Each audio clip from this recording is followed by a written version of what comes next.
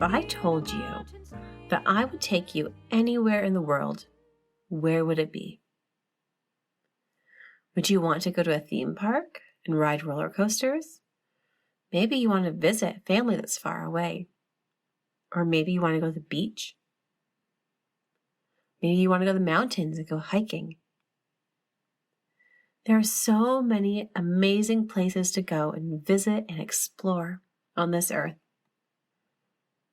Now, when I was younger, my dad would take us camping.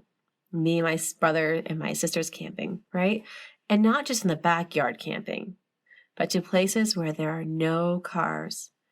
You drive to a lake and you get into a canoe with your tent and your backpack and all of your clothes, and you would canoe across a lake to get to your campsite. Now, sometimes when we got to the other side of the lake, we'd have to take the canoes and put them on our shoulders and carry our canoes and our tent and our backpack all the way across land to another lake. And then we'd get back into our canoes and paddle across that lake just to get to our campsite. I mean, it would take us a full day to get to where we wanted to go. And it was a lot of work. But thankfully, when I was young, my dad would do most of the work. But even though it's not easy to do, that kind of camping, it is still an amazing experience. And I would still do it today. We've gone camping many times. But one of the best parts about that kind of camping is that you are in the middle of nowhere. There are no sounds of cars going by, no airplanes overhead, no neighbors yelling. All you hear is the sound of nature, birds singing, the waves of the water, and the wind in the trees. Once you get to your destination and you set up your tent and you sit back, it is very calming and relaxing. Now, I know not everyone desires to go camping or has the opportunity to. It's not for everybody. I get it. But the beauty about God's creation is that it's all over the world.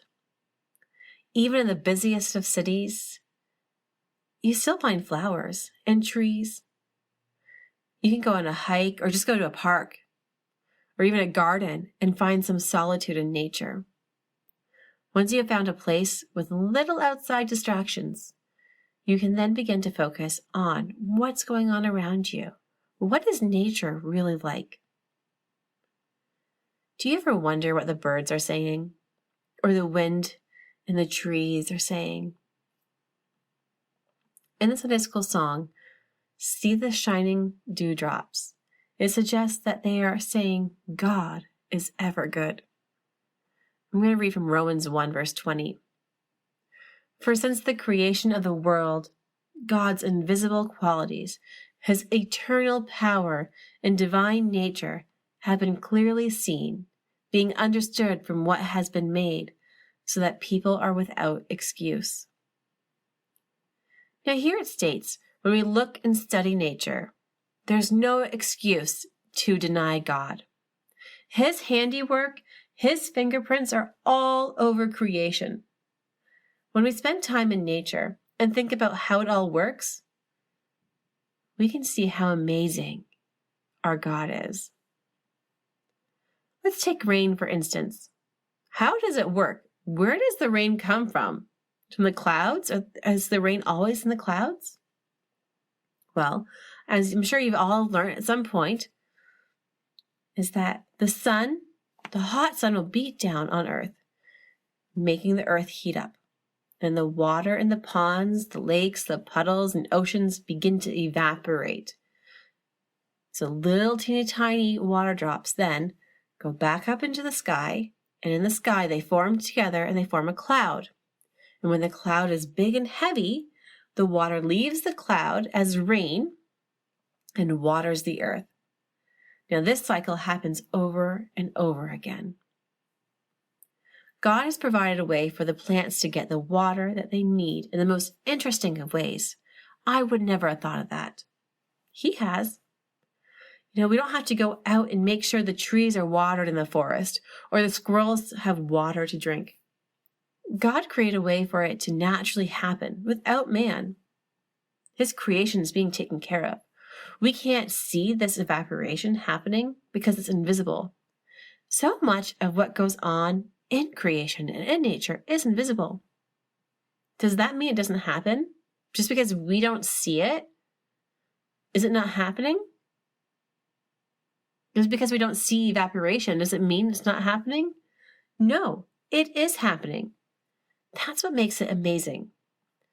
The invisible evaporation shows us the goodness of God and how He provides for all of His creation with just water. Now, that's just one example. When God and Job are talking back and forth, God says to Job, "Listen to this, Job. Stop and consider God's wonders. Do you know how God controls the clouds and makes His lightning flash? Do you know how the clouds hang poised? Those wonders of Him who has perfect knowledge." Now we can easily see how the sky works as one of God's amazing wonders. God also talks to Job about the animals. He says, "But ask the animals, and they will teach you, or the birds in the sky, they will tell you, or speak to the earth, and it will teach you, or let the fish in the sea inform you. Which of all of these does not know that the hand of the Lord has done this? In His hand is the life of every creature and the breath of all mankind." Now what he is saying, that the animals know who their creator is. And as the song goes, while all nature utters, God is ever good. If we allow ourselves to take time to look at nature, we can learn about God, His wisdom and love. The Bible isn't the only place that teaches us about Him. Nature does also. I suggest that when you get a chance, go out in nature, sit quietly, bend down, look at all the tiny creatures, look up into the vast sky. What do you see that teaches you about God's love? Psalm 104 says, "How many are your works, Lord? In wisdom you made them all. The earth is full of your creatures.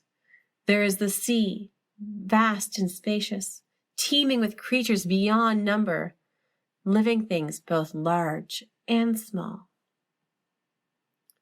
So when you are listening to this song, I want you to imagine you are looking at the tiny dewdrops that are on a leaf, or the sun beaming out of the clouds during a sunrise, or if you are by a stream listening to its trickle. How does being part of nature make you feel? I know that when I'm camping or going on a hike or just watching an animal show on TV, seeing how God cares for all the creatures, I do want to proclaim that God is ever good. Now I'm just going to quickly read the words of the song for you so you can sit and meditate on these things.